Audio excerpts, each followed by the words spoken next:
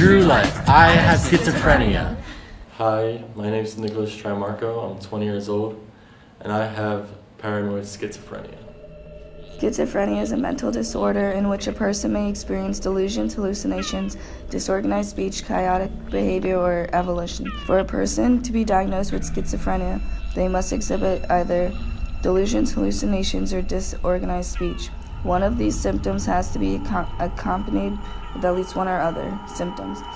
For a significant portion of the time since the onset of the disturbance, level of functioning in one or more major areas such as work, interpersonal relations, or self-care, is markedly below the level achieved prior to onset. This disturbance must also occur for at least 6 months, with at least one of the months showing symptoms. What symptoms were you experiencing that caused you to be diagnosed with this disorder? There were a bunch of strange things that were happening to me over the course of a few months that led to my diagnosis. I couldn't eat. Everything sort of tasted funny. During a period of a few months, I lost a ton of weight.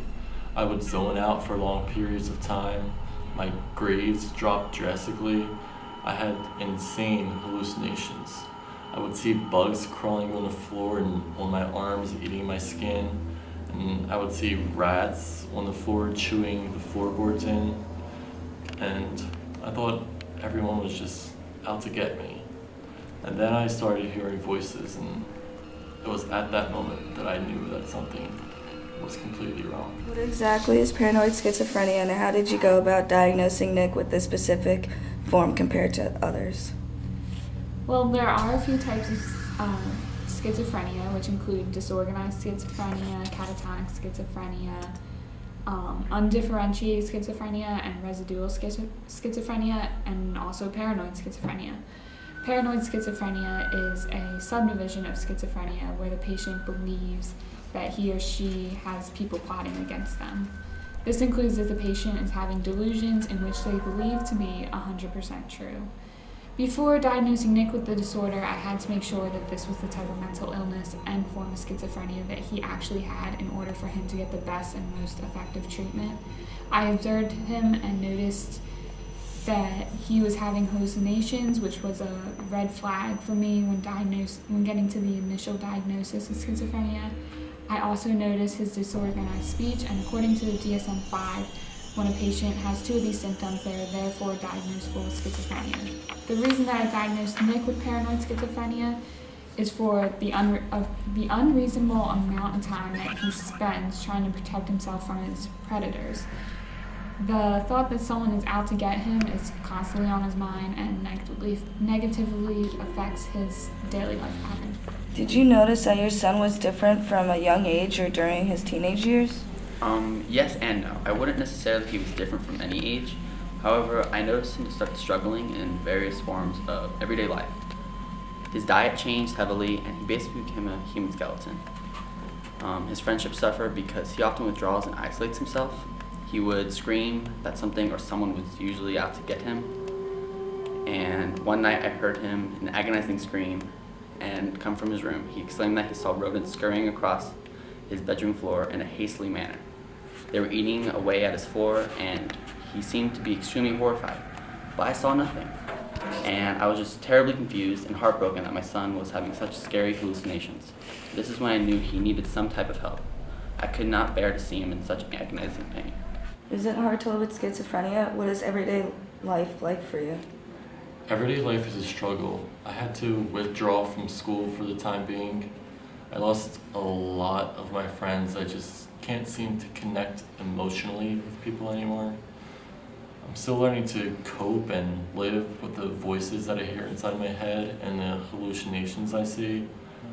My doctor keeps assuring me that these voices aren't real and that the hallucinations are just a figment of my imagination, but I just can't grasp that. They seem so real.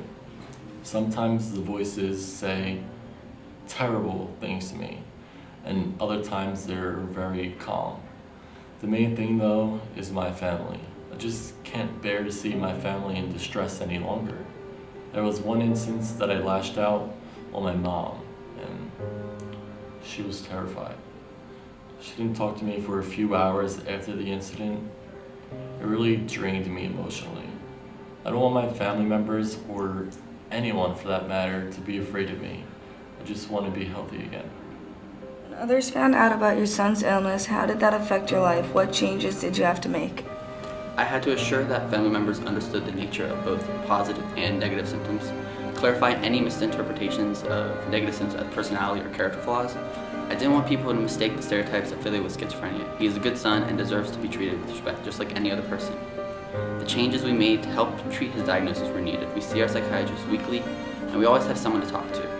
I tried to make myself readily available. I was told by the psychiatrist families who had an identified member with schizophrenia noted unclear, confusing, and conflicting communication patterns in family sessions. These patterns were viewed as reflecting dysfunctional family structures and relationships and were thought to contribute to the development and persistence of schizophrenia. This is why I am just trying my best in understanding the situation and doing everything I can to make Nick feel as comfortable in this difficult time. I'm aware that Nick is not yet on any medications for the disorder. What are you doing in the meantime in order to help reduce his symptoms? Well, because the causes of schizophrenia are still unknown, treatments focus on eliminating the symptoms of the disease and not completely curing them. There is a wide variety of medications called antipsychotics out there in order to help Nick deal with the symptoms. I'm currently weighing the pros and cons of each of these medications very carefully in order to prescribe Nick with the one that I think will help him the best. In the meantime, he sees me weekly and attends peer support groups and rehabilitation day programs every month. Do you feel that this illness has completely taken over your son? Nick is still Nick. Paranoid schizophrenia is an illness that lasts all the way through the individual's life. It is a chronic condition. Patients with paranoid schizophrenia require treatment on a permanent basis, even when symptoms seem to have receded. It will definitely be a part of his life for the long run. We just have to live with it for now and continue to make progress and to keep moving forward. He will start to take antipsychotic drugs, but this is doable. He still loves to listen to his favorite music, and music has been a real outlet for him. So is there anything you want people to know about yourself or others with the same disorder? I just want other people to know that I'm not choosing to be crazy or that I'm just depressed.